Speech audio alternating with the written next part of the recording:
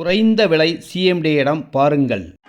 தன்னை மறந்து மண்ணில் விழுந்து இளமை மலரின் மீது கண்ணை இழந்த வந்து தேக சுகத்தில் கவனம் காட்டு வழியில் பயணம் கங்கை நதிக்கு.